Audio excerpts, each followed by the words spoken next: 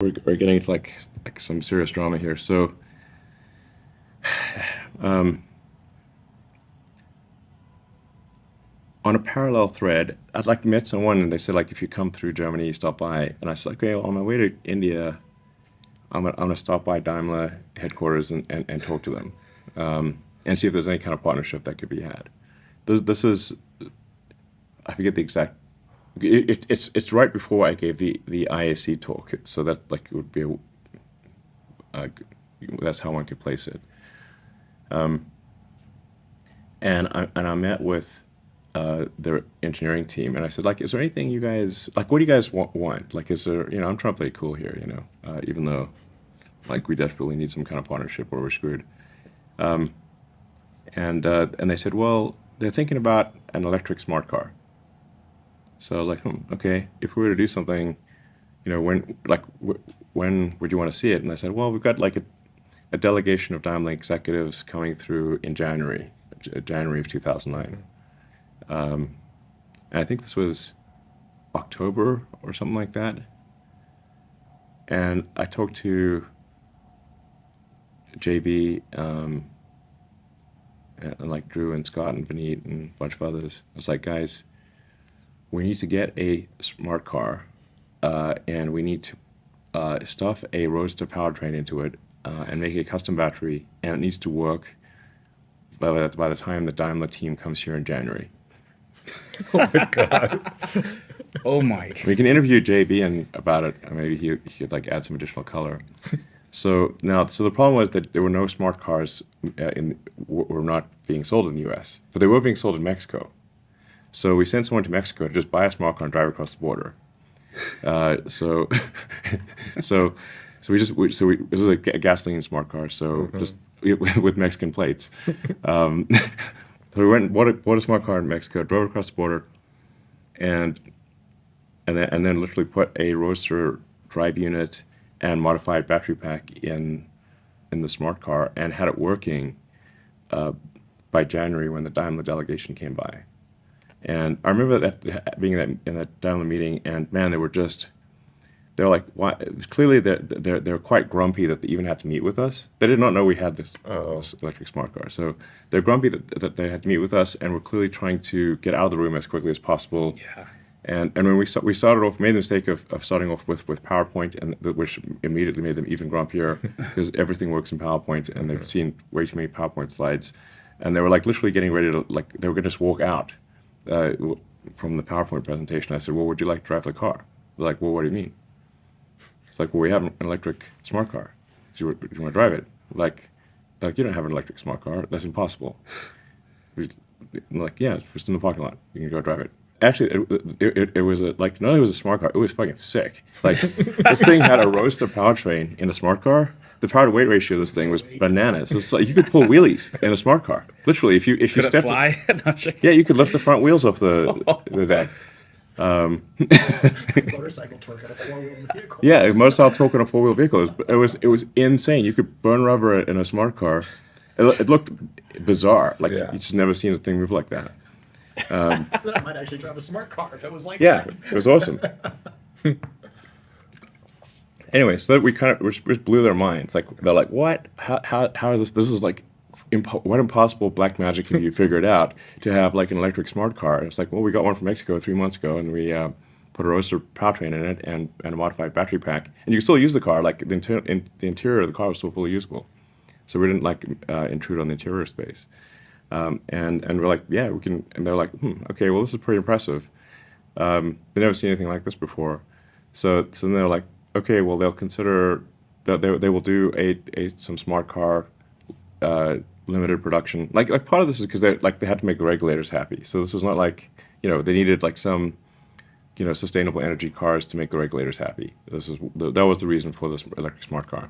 The fuel for the fleet miles. It was not a grand vision by Daimler to go electric. No. It was to get these annoying regulators off our back. So For the credits, right? yeah, there was like Compliance. it's compliance vehicles. So it's like there was like a minimum number of electric vehicles that had to be made. They could also make fuel cell vehicles, but those were way more expensive. Yeah. So from this standpoint, it was at the time, it was really more like, well, what's the least amount of money we can spend and get the regulators off the regulator monkey off our back. So like, anyway, so we ended up making a bunch of electric smart cars for Daimler, and then over time we actually extended that into an electric A/B class, but they were always just really compliance vehicles. They did not want to make. Daimler was not willing to place at that time a big bet on electric vehicles. And so the volume and the price were always like, the volume's too low, the price is too high. These are going to be niche vehicles no matter what. But anyway, so what it did lead to, which was really essential, was Tesla getting saved by Daimler investing $50 million. So the $40 million invested in December of 2008 just gave us 6 months of runway. So that basically gave us until June of 2009. And again, during this period, General Motors is bankrupt, Chrysler is bankrupt. So not a lot of people are interested in investing in a startup car company, let alone an electric car company. Yeah. And remember, this is back when electric was synonymous with dumb. You could just say, instead of using the word electric car company, you could just substitute dumb. Do you want to invest in a dumb car company? That's what it sounded like to most people. So at the time, I think Daimler vaguely thought that the Volkswagen Group might invest in Tesla, and they didn't want that. So they were essentially to block VW from investing in Tesla, which, by the way, VW was not going to invest in Tesla. I talked to their person, and they expressed some initial interest, but then they went dark on me. So. The only investor that was interested in Tesla at all was Daimler, and that was because of the electric smart program. Wow! So they invested $50 million into Tesla at roughly a $500 million valuation. So it worked out. Yeah, 10% or something like that. Yeah, they got 10% of the company. Yeah. I mean, we're really in the weeds here. So hopefully this is interesting to some people. But this was definitely some deep lore war story stuff. So then in 2009 we're also just figuring out how to actually get the Roadster into volume production. Yeah. So we were not able to reach volume production by Roadster standards in 2008, and we still had a bunch of things in the car that were I think we managed to deliver maybe 20 or 25 cars. In 2008, most of which were in December. And then we had to bring all of those cars back to have their drivetrains replaced.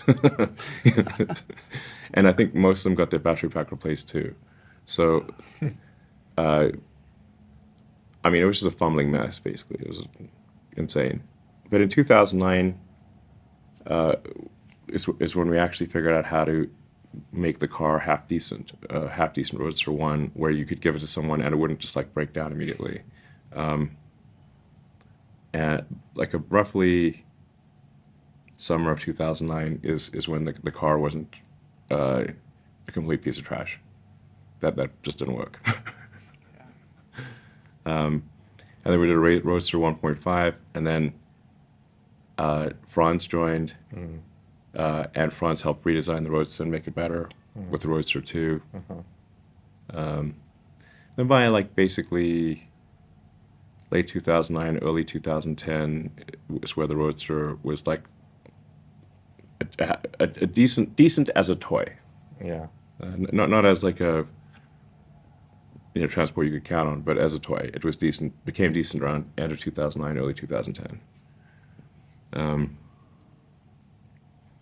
Anyway, so that Daimler investment in May 2009 was what was essential to Tesla's survival, not a government loans.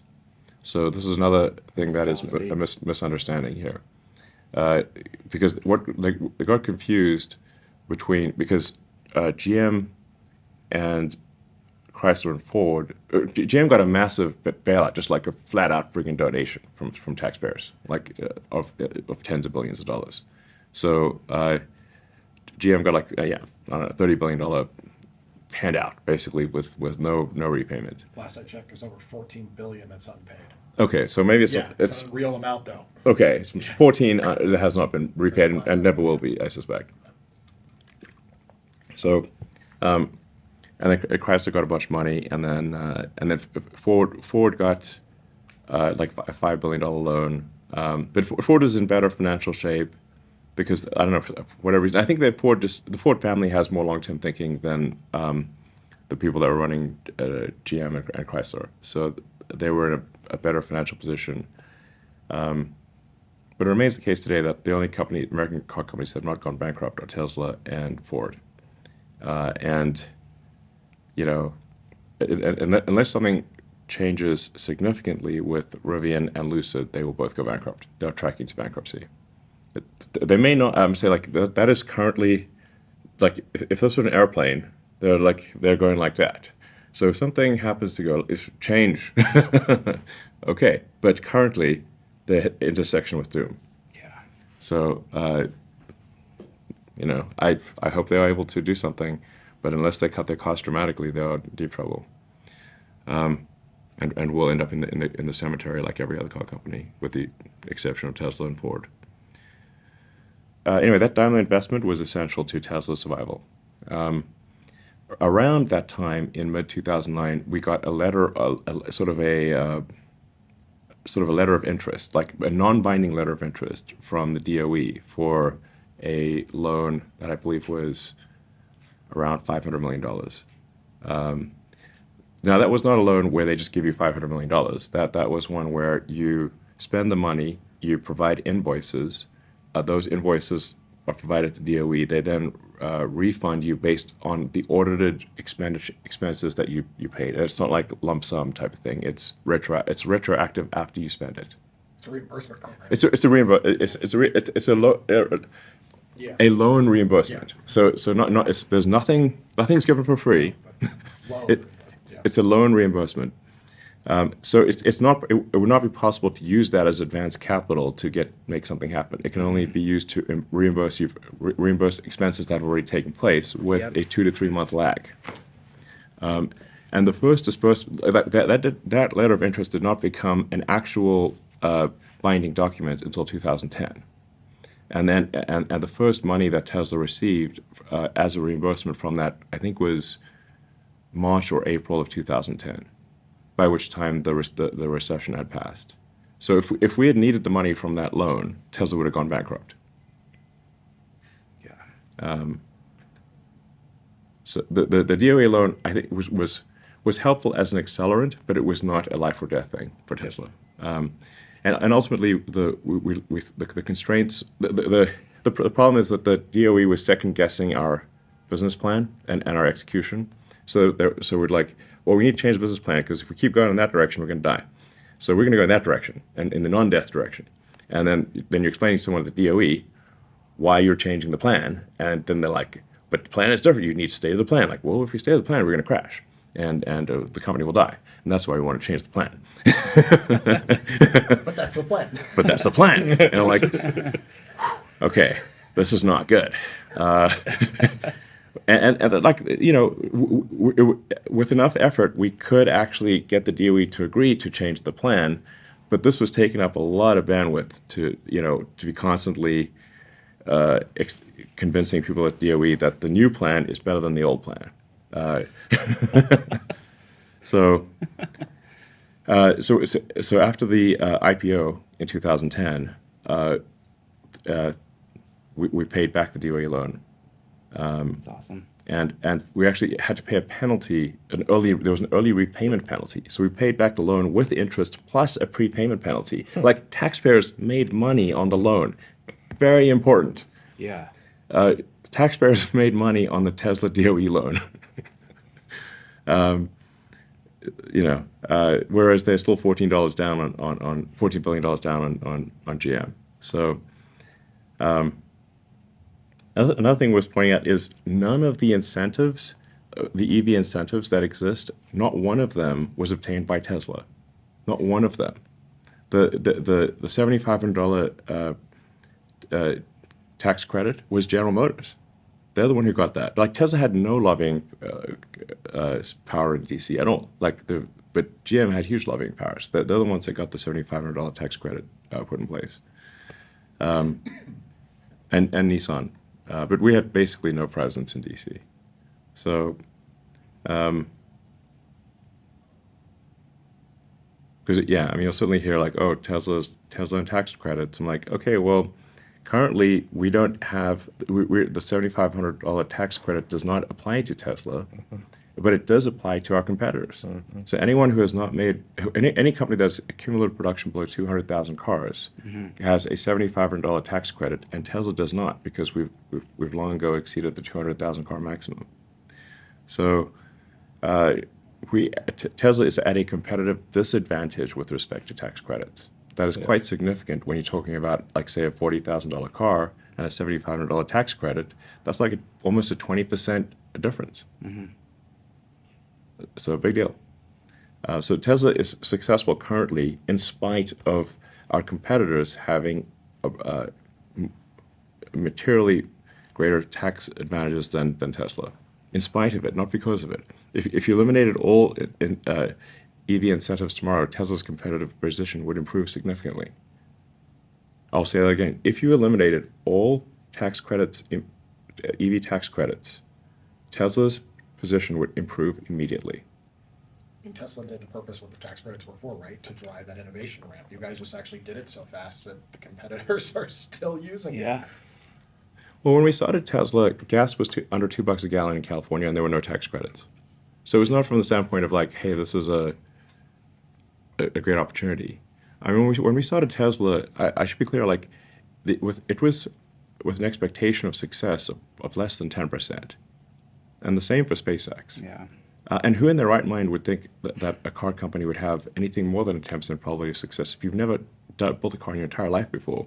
And there've been guys. Yeah, there's only at the time you had GM, Ford, and Chrysler, and but the history of car companies is like there've been like over 1,000 car company startups in the United States, and they're all dead.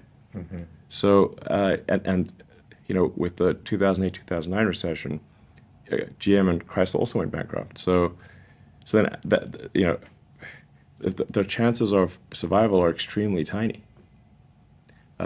Only a fool would start a car company with electric car company or a car company whatsoever and think that the probability of success was high.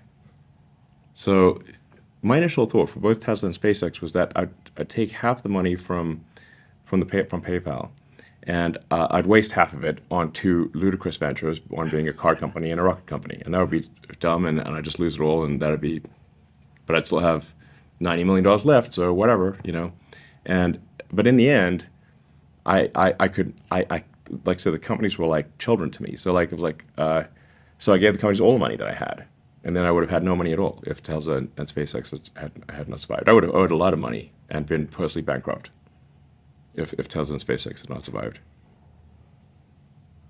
That hadn't happened, we still wouldn't have electric vehicles.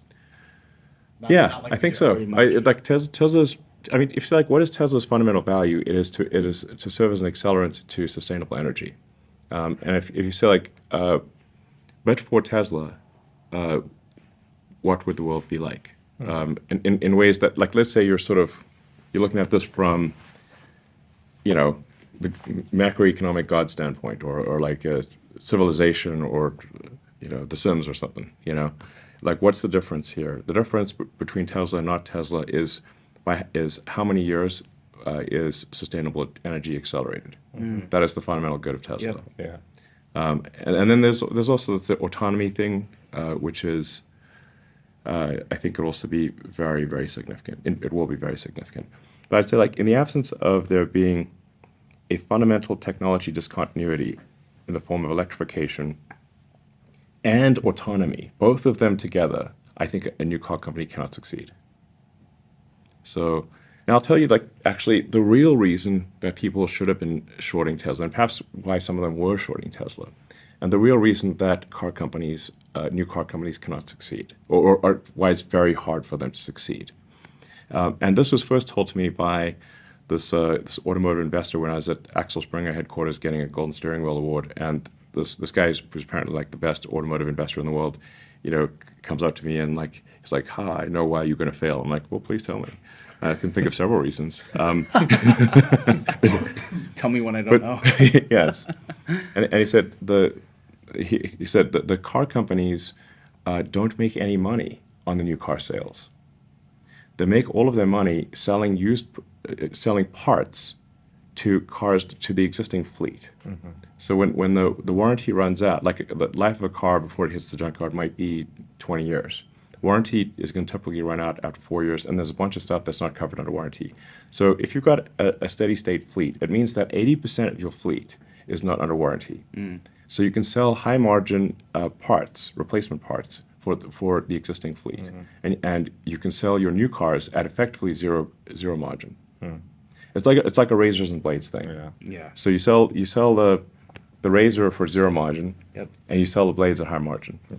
So then this creates a massive barrier to entry for any new car company because you have no existing fleet. So the only way for a new car company to succeed is that does not have an existing fleet is to charge a lot more for your car than what others are paying, than competitors. And in order to charge a lot more, have people actually buy it, the product must be so compelling that people are willing to pay the premium above the alternative cars from the incumbent car makers. This is the only way. And I think without both electrification and autonomy, this does not succeed. So that is the only way to do it. You have to win on autonomy, and you have to win on electrification, and you have to make the product so compelling that it is worth paying the premium relative to the incumbent competitors. This is a very big deal. Yeah. Very, very big deal. So, yeah. I'm exactly that customer, by the way. I first test drove a Tesla in 2015. The acceleration and all that was cool. The electric was cool. But when I tapped the stick for Autopilot 1.0 and it locked on the Yep. on the road like rails, I went, holy shit, the future's here. And went from a $4,000 car to, at the time, a fully loaded Model S, just opposite end of the spectrum. Mhm. That exact angle was it. And that's gotten so many people Mhm. that way. Yeah. No Autopilot, I probably still wouldn't be a Tesla owner. Yeah. Why do you Exactly. think- And the thing that actually got me, because we got to get a lot of flack for like autopilot deaths and stuff. Yeah. But let me tell you that, yeah, it's like no amount of statistics can convince people otherwise. They're like, Put on time. yeah.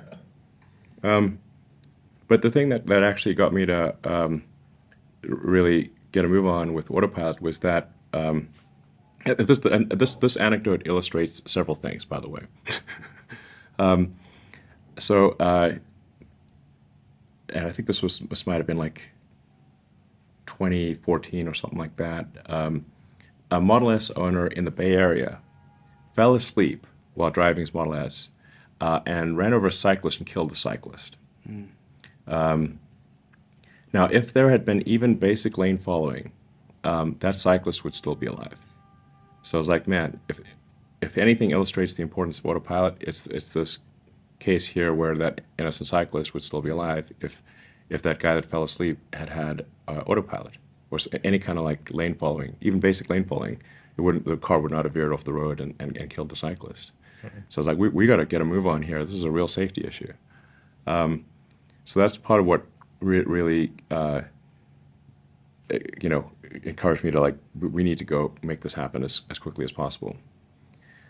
But there's more to the story. The guy that ran over the cyclist did not internalize responsibility for himself. He said the problem was he blamed it on Tesla, and said he fell asleep because of the new car smell. Awesome. I'm not making this up. You can literally search the court records, and he got a lawyer. Okay, amazingly, got a lawyer to represent him and file a lawsuit against Tesla, saying it's not his fault he ran over the cyclist. It's because of the new car smell that put him to sleep. Now, obviously, when this got before the judge is like, that's ridiculous, case dismissed. But this just gives you some sense of both the importance of autopilot and generally people's unwillingness to internalize responsibility. Car smells. Yes. You know, people should pay extra for that, actually, Yeah. don't they? Yeah, I mean, he actually had the Price nerve tag to, goes to up. engage a lawyer and file a lawsuit. And you're like, wow, That's it's in the court records. yeah. And you're like, okay, dude, maybe it's not. Maybe it's you. The judge like, it's you. Okay. Take responsibility for your actions. So, anyway, yeah. So that's why I think like unless some new car company is able to solve autonomy and electrification and make a product that's extremely compelling and reach volume production where with a cost of goods where the cost of the car is low enough that you can charge a price where you don't exceed the affordability limit of people. Like a number of times I've had this conversation with like rich investors on Wall Street. Is crazy because there are two factors at play. One is value for money. The other is fundamental affordability. So these things are often conflated by if somebody has tens of millions of dollars, lives in Wall Street and whatever, they don't understand that they just think about value for money. They don't think about affordability. Like all cars are affordable. If someone just literally does not have enough money in the bank account, they cannot buy the car, even if you rail desirability to infinite.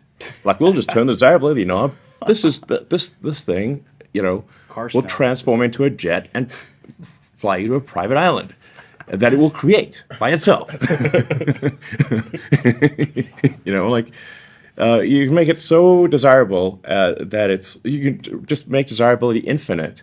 But if it costs more than people can afford, they can't buy it no matter how great it is. And so that affordability threshold is very, very important. So it must both be good value for money and be affordable in order to achieve the unit volumes. And where car companies can get kind of painted into the corner of doom is if the cost of the car is so high that they have to raise the price of the car to the point where the price of the car is, and Rivian I think has this problem, so that they either need to fix it or they're in deep trouble. They raise the price to the point where only a very small number of people can afford the car, no matter how desirable it is. Then at that point, if you cannot achieve a unit volume that covers your fixed costs, you're screwed. Mm-hmm. So, Rivian needs. My advice to Rivian would be to cut costs immediately across the board dramatically, or they're doomed. Yeah. So, this applies to any car company. Really. Yeah. As you raise the price, you're sort of the percentage of people who can afford the car starts to drop exponentially. Start getting a car above $100,000. Very, very few people can afford it, no matter how desirable it is. And then you've got to have enough unit volume to pay for your fixed overheads. So you've got to cover your operating expenses. Just check, see if I. We can do a time check too if we need to. No, I'm just. A friend of mine is like suggesting that I troll hard drive by posting more memes from them. They're just going to keep stealing their memes and posting them without giving them any credit. People love that. This is the internet. The memes belong to the internet. Yeah, exactly. It's the whole point of a meme. Exactly. Yeah. It's the transmitter of the pure information. And typically you'll like the meme too that you'll post, and so people know where it's coming Nah, from. memes belong to the people. Yeah. So that's- You create your own memes, though, don't you? I saw it create some memes. Your meme game is strong. Thank you. Yeah. Who controls the memes? Controls. My friend is saying I should post hard drive memes and declare that I made it myself. I made it myself. and then tell hard drive to stop copying me. Wow. Well, maybe one day autopilot AI will figure out how to copy you. Yeah. That might be scary. I'd be so vexed. So yeah. You good on time too? Yeah. I'm okay. I was just getting little text buzzes. So, Oh, good. but nothing is like the house, something's on fire. Which, by the way, sometimes I do get the text. House is on fire? The house is on fire. The car is on fire. The dumpster's on fire. Oh, yeah. Remember, we've had a lot of dumpster fires at Tesla, actually. I've heard. What's going on in Fremont? It seems like a lot of fires I've heard there. yeah, my friends there keep texting me every time there's a dumpster Yeah. fire. They're about Literal to- dumpster fire. Yeah. It's like Yeah. not a metaphorical Dumpster. dumpster fire. It's literally a dumpster on fire. I just imagine you see the beam of the dumpster on fire floating down the river Yeah. in Alabama. I mean, things like if you have like a lot of cardboard and wood packaging in a dumpster, then or whatever, it's gonna like if it's flammable, it's then somebody I don't know. Sometimes I think some of these things are some kids having fun or whatever, just like being arsonists, and some of it are just I don't know how these things like trying to figure out why is this dumpster on fire? I don't know. It's on fire clearly, but how did the fire start? I don't know. Nobody knows how the fire started. Like dumpster fires are actually not that dangerous, but they're like, unless it's indoors or something. But like an outdoor dumpster fire is not intrinsically dangerous. It's contained. Yeah. It's contained. It's like the dumpster's not going to melt or anything. Yeah. So it tends to just be like it creates drama, but it's not like actually dangerous. So currently we get to give. We've all been FSC beta. You guys, thank you by the way. It's been fun. Yeah, thank already you. testing that. Recently got kicked out, but On long trips, Long- really long road trips. I just made it's me. Yeah. It's I me. was on a really- long drive to not San kicked out. Francisco, On and really unfortunately, on really long road trips, I have this problem where I'll get the nag thing will give me enough times and I'll disable, and I did like 800 miles across Texas and I'll get tired of it. That's actually not what it's about. We currently get to give feedback for when the car does something wrong. Would it be useful if we got to give feedback when the car did something like really well and really right? Because I have to do great things all the time, but I have no Yeah. way to like call somebody or mark the video Yeah. and say, "Hey, it did this turn incredibly and Great it's spaced question. well." And like, is there? I mean, like, because I'm assuming the AI is being trained with reinforcement learning as well. It'd be great if we could help give that feedback when the car's like, "Great job, buddy!" Like the +1 button or something. I don't know. All input is error. Yeah, all input is error, exactly. Unless somebody missed the feature, in which case no input is error. Like in some cases, we've got like cool features nobody ever used or knew was there, like the Wizards in Winter Dance with the Model X doors, and it's rare to encounter a customer who actually knows about that. Most of them don't know it exists, and then we made it like too hard to do, and it should be the opposite of an Easter egg. It should be like let's maximize the number of people who know about it, not like minimize it. Actually, I worked at Tesla. I actually shot the video. Oh, okay, all right, great. I tried to get it out there. I think like people didn't translate that to my car can also do this. Yeah, it's true. But still today, I bet probably I don't know, at least 2/3 of Model X owners have no idea the car can do that. you're not talking about the Christmas dance, are you? Yeah, Yeah. Oh yeah, that's like such. Yeah. Okay. yeah. It's so obvious to you, but Yeah. because I've done it so many Most times people with have- my neighbors, I ask know. me to move. Right. Like it's great. But I mean, You're people have never around. seen a car do anything like that. So No, it's radical. yeah. Yeah. Do you have like a favorite Easter egg or feature that you've put into the cars that this is just your favorite? Well, I mean, I suppose that the sort of Wizards in Winter door dance is my favorite, sort of Easter eggy feature or fun thing that has no value in and of itself, course except it does. entertainment. Kids get to dance it's to it. it's entertainment, but it's like it's not. It's like an unnecessary thing, but it's cool. I mean, there was the tap autopilot 4 times to play more cowbell. Yeah. And then, like people would but now that's the one that you could accidentally do, and then your screen turns to like Mario Kart, Rainbow Road. Yeah. Yep. And You can't turn the volume down. It's full on more cowbell. You trying to turn it down or off? Yeah. It does it again. Kids can't be sleeping during that time. Yeah. Santa yeah, too. Santa. I think it's quite a few times people have accidentally, because it's like it is a thing you could just tap too many times. Yeah. It's like it's not one of those Easter eggs. It's like one of those like old school arcade games where it's like up, down, left, right. Like it's like just press it 4 times and bingo. So I think a lot of people just accidentally like, what happened? Am I going crazy? Why is the car doing this? My grandpa lost it. Yeah. So that's a cool one. You can change the car to standard 42. Car's name changed to Life, the Universe, and everything. There's the James Bond where it turns into the Spy Who Loved Me car, that's a submarine car basically. Yeah. Yep. Is there any undiscovered Yeah. Easter eggs? Press and hold the phone and it changes to Thomas Edison. Is that my quoting that right? Maybe actually, I'm not. There's a ha ha ha if you want to change the screen to reindeer. Ha ha ha, not funny. Ha ha, not funny. We'll play the song "Grandma Got Run Over with a Reindeer." Grandma got run over by a reindeer is the ha ha, not funny. Yes. Is there Yeah. any undiscovered Easter eggs in production right now?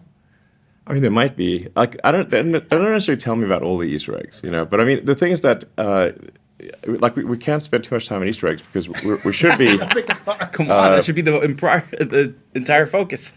Well, the problem is if something is rare, like what you're really trying to do is maximize the area under the curve of number of people times degree of enjoyment. Yeah. So, like, it's fine to have like a, a low effort Easter egg that is something that like a small number of people will get a lot of joy from, and then you like area under the curve of like, well, they got a lot of joy, but it's a small number of people. But what you're really looking for is something that would provide a lot of people enjoyment, and maximize the area under the curve of total people times amount of average enjoyment. Yeah. That's what you're actually trying to do.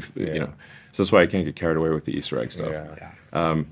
You really want everyone to experience it, not make it some extremely 0.01% of people actually even know it exists situation. Yeah. So I think we've got a lot of work to do actually with the basic software in the car. Like our web browser sucks, and we definitely need to do work on the overall interface in the car. There's a lot of complaints on the interface. I think we do better on the interface. But like if you try to use the web browser in the car, it like takes a long time to load, and that's a trash browser. Yeah. It's worse than like some iPad from 5 years ago, like by a lot. Like the rear screen and the S and X, the controls need a lot of work. But it can be quite helpful for like entertaining having like your kid now has something to watch in the back. Yep. Yeah. And you can put like YouTube stuff Game on. changer. It's a game. Yeah, if you play that, it's a game changer. It is a game changer. But like for example, like that's something where we could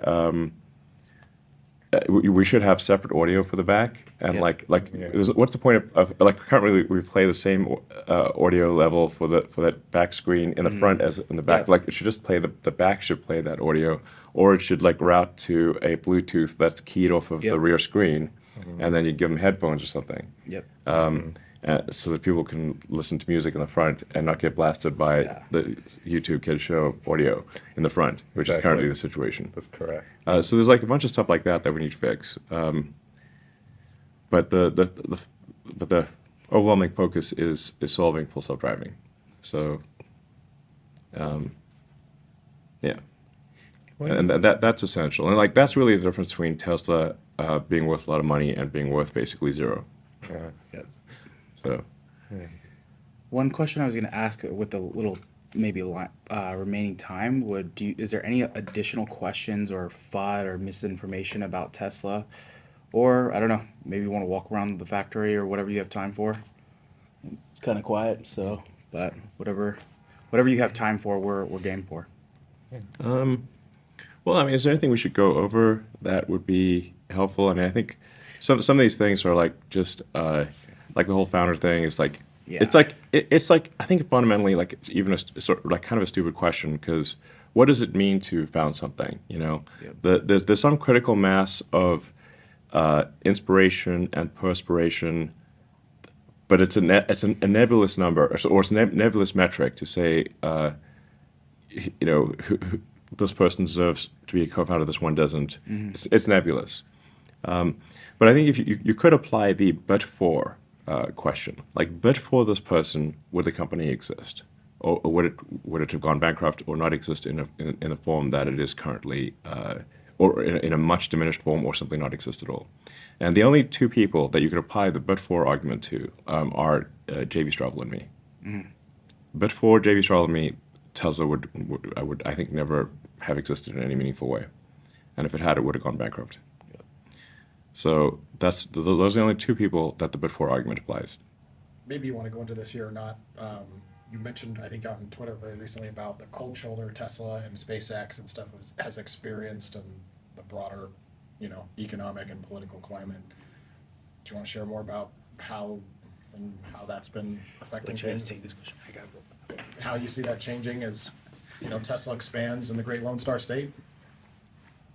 Sure. So, those that follow closely are aware of it. I think you probably are aware of it. So, somewhat of a rhetorical question, I suspect. But I think the general public is not aware of the degree to which the unions control the Democratic Party. This is one does not need to speculate on this point. Last year, President Biden held an EV summit where Tesla was explicitly not allowed to come, but the UAW was. So now Tesla's made 2/3 of all electric vehicles in the United States. So deliberately excluding us from an EV summit at the White House, but including the UAW, that tells you all you need to know. The reality is the UAW would prefer that Tesla was dead or unionized, but not anything but alive and unionized. And they are no fans of sustainable energy. They have for sustainable energy the entire way. So now at Tesla, far from Tesla has the highest pay in the auto industry, and moreover, the people that work at our Fremont plant have 5 job offers to work somewhere else. There's negative unemployment in the Bay Area. Try hiring someone in the Bay Area. It's ridiculous. There's negative unemployment. So our challenge is, how do we convince people to stay given the many other opportunities that they have, let alone a union? They're like, what? We don't need a union? I've got 5 other jobs. That's the real reason. It's the complete opposite from what they're characterizing. And the UAW has never been able to get even enough people to do a vote, let alone get to 50%. And California is an extremely pro-union state. There's nothing you can do to stop a union if they want to come in. It's like the California will roll out the red carpet. So then the UAW is basically forced to engage in dirty tricks and attempt to demonize me and anyone else associated with the company. It's like if the company's if the company's run by someone who's perceived to be good, then they have trouble unionizing because they're like, well, he's a good guy. Why would you want to unionize that company? So they have to make me evil somehow. And so I do not, as you can tell, I don't like the UAW because they have run a dirty tricks campaign on me since at least 2017. Basically, the point at which they thought maybe Tesla wasn't going to go bankrupt. Because while they thought Tesla was going to go bankrupt, there was no point in dirty tricks. When they thought Tesla might not go bankrupt, that's when the dirty tricks and the sort of smear campaign started. So I'm not a huge fan of them. Now, their attacks did lose a bit of the wind in the sails when the president of the UAW was sent to prison. So that took a little wind out of their sails. And then when the next UAW president, who was supposed to be the person who would clean things up, when he was sent to prison, that also took some more wind out of their sails. But since then, they recently in the last several months, they've sort of back to their old tricks. So, and I mean, they have so much power over the White House that they can exclude Tesla from an EV summit. It's insane. Insane. And just in case the first thing, in case that wasn't enough, then you have President Biden with Mary Barra at a subsequent event, congratulating Mary for having led the EV revolution. With 26 EVs in Q4 of last year. Exactly. This is it. I believe it was in the same quarter that GM delivered 26 electric vehicles, right. and Tesla delivered 300,000. like not 26,000, 26. This is not. This is what they said. Like it's not us saying, oh, you're artificially saying their number is low. No, that's what they put in their earnings report. Okay, we're just reading it. Yeah. So like that's like some next level insanity. So I mean, so it's not like a sort of a conspiracy theory. It's just like just observe what, like if anyone is a remotely impartial observer, just observe the actions, and what other conclusion could you come to than the current Democratic Party does not support Tesla because it is not unionized.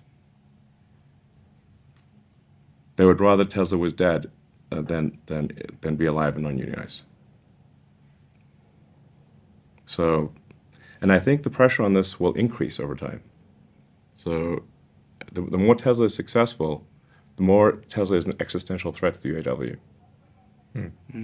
And so, the more pressure they'll put on the people that they got elected to do harm to Tesla. How's reception been of Tesla moving into Texas? I mean, it's been good. Like, I mean, the thing about building the factory here, that's I think should be noted, is that we built the factory here in less time than it would have taken to get the permits in California. So the typical permitting time for a greenfield in California is 2 years. 2 years, and you're going to get sued by. You're just going to get sued because you're in California. Like, we didn't get any lawsuits here, and we got the factory built in 18 months. It's insane. Yeah. Yeah. Since seeing the factory come online, when I've flown here, I'll get people in the airport be like, "Oh, do you work at Tesla?" They are so excited. That's the general sentiment I've seen. Had a guy while driving down to see Starbase stop me. He's an oil man, but he was like, "My goodness, if this is what they're doing with the rockets, their cars have got to be amazing too." I think it's working. At least for the people on the side of the people. It's like I love living in California, but the problem is you cannot get things done. Yeah. So it's like that's what I mean by like this is not like this is simply a description of fact. And ask anyone who's done a large project in California, how long would it take you to get the approval to proceed and pass CEQA in California for a large project? Oh, 2 years, and you're doing well if you do it in 2 years. And you're going to get a ton of people that's going to sue you just for the hell of it, basically. And like I said, we got this built in 18 months. Less time than it would take to get the permit done in California. And when you go back to the fundamental good of Tesla is to what degree are we accelerating sustainable energy, it matters if we get it done now or in 2 years. That explains a lot, actually. Yeah. I didn't think. Yeah. So we therefore have a choice. Yeah. Do we get a factory in California and delay progress by 2 years, or accelerate it by 2 years and do it in Texas? Yeah. What is the morally right thing to do? Obviously, Texas. Yeah. Yeah. So and unless like this, California's going to need like a crisis to have deregulation and delitigation. It's just because the two entities that most control the Democratic Party are the unions and secondarily the plaintiff bar, lawyers, the plaintiffs bar on the law side. They're basically the lawyers that sue, especially class action. That's who controls the Democratic Party. Anyone who's familiar with the inside baseball of this will agree with me. This is in fact the case, especially in California. So the issue is that the lawyers write the legislation to make it easy to win lawsuits in California, because they funded the election of the officials of the people that got elected got funded by Democrats and lawyers. So then they write the legislation to make it easy to win lawsuits and get gigantic awards because they got the people elected. And you have this sort of circle of this nightmarish circle until there has to be an above 0% chance of a Republican getting elected in California. It has to be above 0%. Otherwise, you have a one-party state. Consequences action. Yes, and then the political parties are irrelevant, and it's just the primaries. So that's the situation in California. And unless there's a crisis, I don't see, like one possible solution is like more open primaries. Like more open primaries, I think would reduce the probability uh, of special interests manipulating the election. I think like in LA, the mayoral election is open primaries or sort of open primaries. It's like it looks like maybe Rick Caruso will get elected, and he's like, I think it'd be great, you know. And but for the most part, California it's gerrymandered to hell and gone, and to ensure a supermajority Democrat outcome. I have a follow-up question.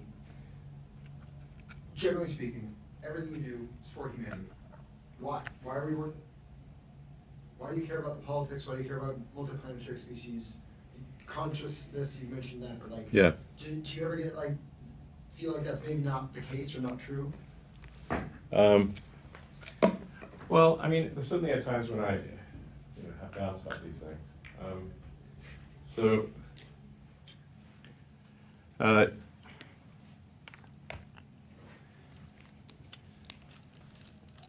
mean, I think it's a good question you asked because it goes to like at a foundational level, what is my philosophy and why does it lead to this conclusion? Yes. So the reason is that when I was a teenager, I had like an existential crisis to try to figure out what's the meaning of life.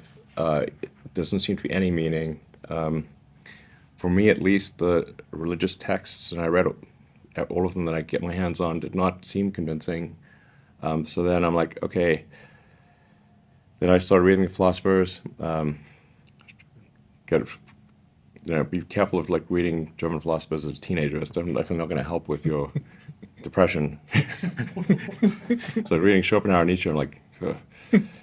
Now, as an adult, it's much more manageable. But as a kid, you're like, whoa. So then I was like, man, I'm just like struggling to find meaning in life here. And then I read Hitchhiker's Guide to the Galaxy, and basically what Douglas Adams was saying is that we don't really know what the right questions are to ask. Like the question is not what's the meaning of life. In the Hitchhiker's Guide to the Galaxy, Earth, it turns out, is a big computer and its goal is to answer the question, what's the meaning of life? And Earth comes up with the answer 42. This is where the 42 number comes from. Mm-hmm. And 420 is just 10 times 42. One order of magnitude. Yeah.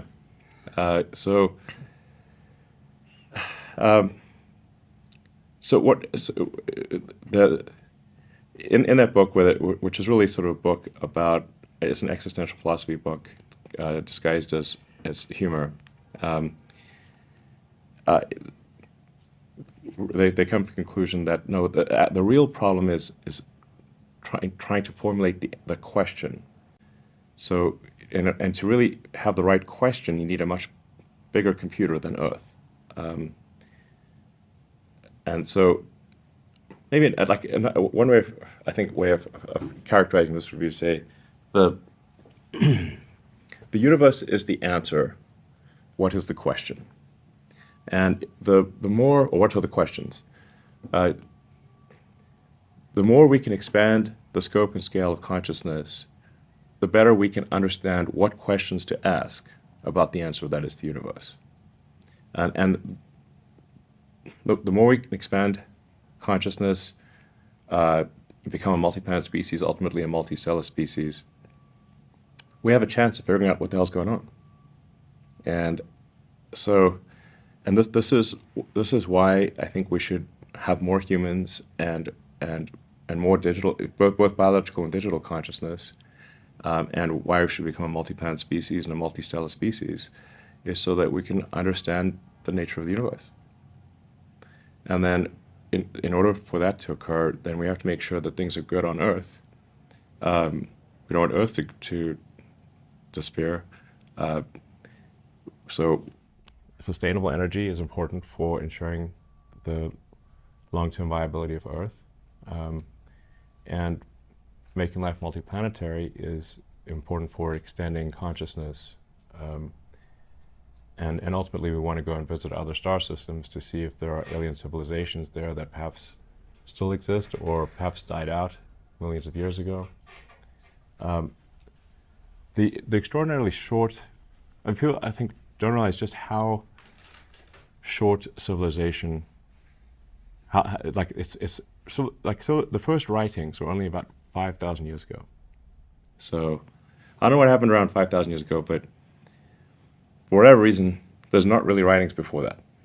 So there's not like some coherent symbolic representation before about 5,000, maybe 5,500 years ago. So you can call, like, if you date civilization from the point at which we had writing, it's only 5,000 years old. Earth has been around for, I don't know, 4.5 billion years, 5 billion-ish. The universe has been around for 13.8 billion years.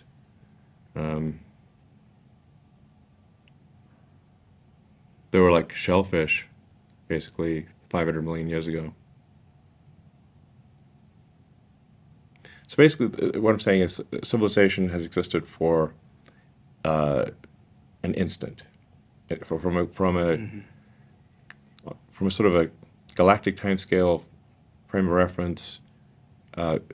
Civilization at 5,000 years is basically flash in the pan. So, and if you look at the history of civilizations, which I encourage people to read, the history of civilizations. In fact, there's literally a book called The Story of Civilization. It's quite good. And there's been the rise and fall of many civilizations over the last 5,000 years. And if you look at, say, the ancient Egyptian civilization, which is one of the first writings, not the first, but close to the first. They built these incredible pyramids and had this sophisticated writing system, and then the people living in the area past a certain point, I don't know, maybe around 1,500 years ago, the last person who could read hieroglyphics died. I think so, probably 1,500 to almost 2,000 years ago. And well before that, the last people who could build pyramids died. And then basically people were living next to these structures that just didn't know where they came from, and with funny symbols written on them. And it took like Napoleon invading Egypt and bringing a bunch of scholars with him, and then the Rosetta Stone, but much more than the Rosetta Stone, ultimately to decipher hieroglyphics. It's quite a difficult thing to decipher. So I'm saying, like, that's a civilization that had a really good run. The ancient Egyptians had like a 2,500 year run ish. That's a very long time. Like 10 times longer than the United States has been a country. So, but still they died out. The ancient Sumerians died out. They were arguably the first, like from an archaeological standpoint, the first evidence of writing is the ancient Sumerian. Yeah. They even found like school books and stuff, like clay school books with like teachers' corrections and stuff. So it's just like basically civilization has existed for a split second is really what it amounts to. So I think it's very important that we become a multi-planet species while we can, and before technology potentially subsides below the level where it's possible.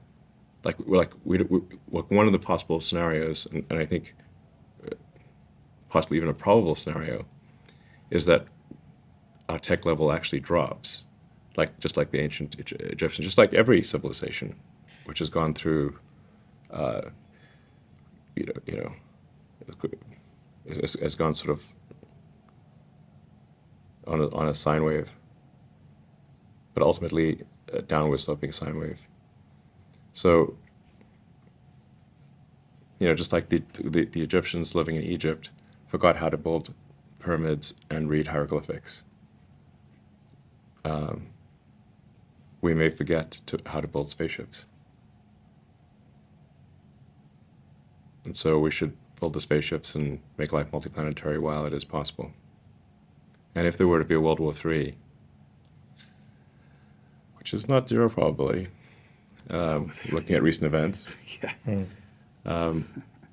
what will be left after that? Will there even be, I mean, will there be, who's to say what technology would be left after World War III situation? But yeah. Yeah. Should be noted that Russia still has enough nukes pointed at the United States to make every major city, to make the radioactive rubble bounce several times in every major American city currently. It's not a small number. Several thousand. You've seen Battlestar Galactica, I presume, right? Yeah. Do you think this has all happened before? No. Not on Earth, anyway. I mean, archaeologists are really trying hard to find anything interesting. So if you found evidence of an advanced alien civilization, you'd be like the number one hero in the entire archaeological profession. It's like they're trying very hard to find these things. We've not found anything. So, and people sometimes ask me, have I seen evidence of aliens? I'm like, I have not. And frankly, if I had seen evidence of aliens, I'd be like, hey guys, we found evidence of aliens. Everyone give SpaceX lots more money because we need to improve our rocket technology. Otherwise, these aliens are going to get us. I thought you were the alien. Yeah. I was an alien until I, got U.S. citizenship. That's an alien registration card, it said. Nothing funds rocket development like a war, so. Yeah, if it was exactly. aliens. Yeah, totally. If the DoD had evidence of aliens, immediately trot them out and say, danger, aliens, give us more money. All of your money. Yeah, and everybody like, absolutely, these aliens may not be friendly. So the best of my knowledge, there's no evidence of aliens. So, but anyway, going back to the philosophy part, it's like, if you accept as a proposition that we don't really understand the meaning of life, and we wish to understand the meaning of life, then in order to understand the meaning of life, we should expand consciousness such that we can ask better questions, learn more, expand beyond the solar system, ensure that life on Earth is good collectively for civilization, and then we can be less dumb about the nature of the universe, and maybe we can answer some questions about where this all came from and where it's going. I think that's a sound philosophy. It's the least unsound philosophy I can think of.